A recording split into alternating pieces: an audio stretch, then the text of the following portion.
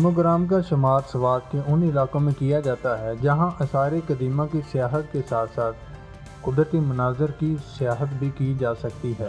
باقی پاکستان کو تو ایک طرف رکھیے، خود اہل سوات کی ایک بڑی تعداد بھی نیموگرام کے تاریخی حوالوں سے لاعلم ہے۔ نیموگرام کے آثار تحصیل بری کوٹ کے علاقہ شموزی میں ایک ایسی جگہ پر موجود ہیں جہاں سے پورا علاقہ دیکھا جا سکتا ہے۔ یہ ایک طرح سے بہترین اسٹریٹجک پوائنٹ ہے۔ جتنے آثار قدیمہ پر اب تک میرا کام ہوا ہے، بیشتر آثار ایسی ہی کسی پہاڑی کی چوٹی پر قائم ہیں۔ ان آثار کا شمار بلا شبہ سوات کے خوبصورت ترین آثار میں ہوتا ہے، جہاں ایک ٹکٹ میں 2 نہیں بلکہ 3 مزے لیے جا سکتے ہیں۔ پہلا مزہ دوسری اور تیسری صدی کے تاریخی آثار سے آگاہی حاصل کرنے کا ہے، جو آج بھی اچھی شکل میں موجود ہیں۔ دوسرا مزہ کے آثار پرسکون جگہ پر واقع ہے، جہاں فیملی کے ساتھ پورا دن گزارا جا سکتا ہے، بشرط یہ کہ کھانے پینے کا بندوبست آپ کا اپنا ہو۔ وہاں پر کوئی ہوٹل، ریسٹورنٹ، حتیٰ کہ تقریباً 2 کلومیٹر کے احاطے میں کوئی جنرل سٹور یا کریانے کی دکان بھی موجود نہیں ہے۔ تیسرا مزہ کہ اگر گاڑی نیچے مین روڈ پر کھڑی کی جائے تو 2 کلومیٹر کی زبردست بائیکنگ کا نادر موقع ضائع ہونے سے بچ سکتا ہے۔ یوں ایک پیارے محدود سے گاؤں اور اس میں رہنے والوں کے طرز زندگی اور ان کے مسائل سے آگاہی بھی حاصل ہو جائے گی۔ نیموگرام کے آثار سکندر اعظم کے شہر بازیرہ سے محض 40 منٹ کی ڈرائیو پر واقع ہے۔ فضل خالق اس حوالے سے لکھتے ہیں کہ نیموگرام کے آثار کی کھدائی پاکستان کے ماہرین آثار قدیمہ نے کی ہے۔ جب ان آثار کا بغور جائزہ لیا جاتا ہے تو آدمی 1900 سال پرانے دور کی انجینئرنگ کی صلاحیتوں کی داد دینے پر مجبور ہو جاتا ہے۔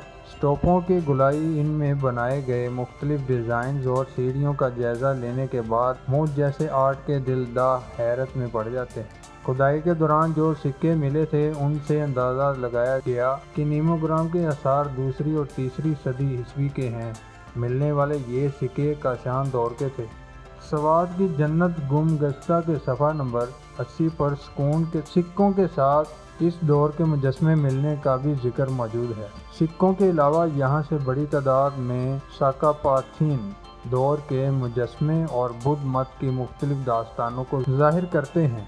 فضل خالق اپنے ایک مکالمے میں اس حوالے سے لکھتے ہیں کہ تقریباً 80 صدی عیسوی میں کاشان نے پارتھیوں اور سیتھیوں سے گندھارا کی حکمرانی چھین کر یہاں کی باغ دوڑ سنبھالی، جنہوں نے ٹیکسلا میں دوسرے مقام پر نئے شہر کو آباد کرتے ہوئے اس کو سرسک کا نام دیا۔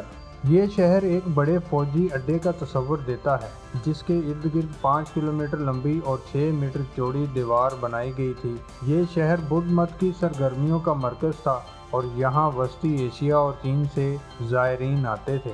کاشان دور میں فن گندھارا، طرز تعمیر اور ثقافت سب انتہائی اعلیٰ درجے کو پہنچا۔ اس تاریخ میں سنہری دور کے نام سے یاد کیا جاتا ہے۔ دراصل کاشان ایک قبیلہ تھا جو پہلی صدی میں وسطی ایشیا اور افغانستان سے یہاں ہجرت کر کے آیا تھا۔ کاشان قبیلے نے اپنے اقتدار کے مقام کے لیے پشاور کا انتخاب کیا تھا۔ بعد میں مشرق کی طرف مرکزی ہندوستان تک اس کو وسعت دیتے ہوئے کاشان سلطان کا قیام عمل میں آیا، جو تیسری صدی عیسوی تک قائم رہی۔ تقریباً 241 صدی عیسوی میں فارس کے ساسانیوں نے شاپور اول کی بادشاہت میں کاشانوں کو شکست دی اور اس طرح گندھارا سلطنت فارس کے ساتھ ملحق ہوئی۔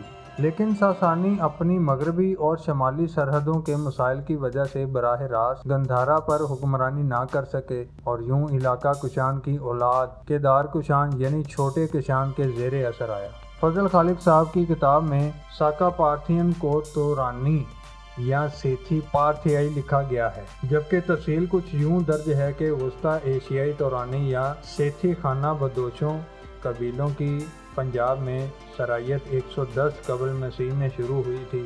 یہ قبیلے شمالی علاقوں جیسا کہ پختایا پر حملہ کرنے کے عادی تھے، مگر ماضی میں ہخامنشیوں نے انہیں ایسا کرنے سے باز رکھا تھا۔ یہ قبیلے علاقہ درنجیانہ جو موجودہ ایران میں سیستان کے نام سے پہچانا جاتا ہے میں آباد ہوئے۔ یہاں سے انہوں نے پنجاب پر قبضہ کر لیا اور آہستہ آہستہ شمالی وادی سندھ سے ہوتے ہوئے آخرکار ٹیکسلا پر قابض ہو گئے۔ پہلی صدی کی پہلی سماہی میں پارتھیوں نے سیتھیوں کو زیر اثر لاتے ہوئے گندھارا اور پنجاب پر قبضہ کر لیا اور یوں سیتھی اور پارتھی آپس میں خلط ملط ہو گئے۔ اگر آپ کو میری یہ ویڈیو پسند آئی ہو تو اسے لائک کریں، چینل کو سبسکرائب کریں اور اپنا قیمتی فیڈ بیک سے ضرور آگاہ کریں۔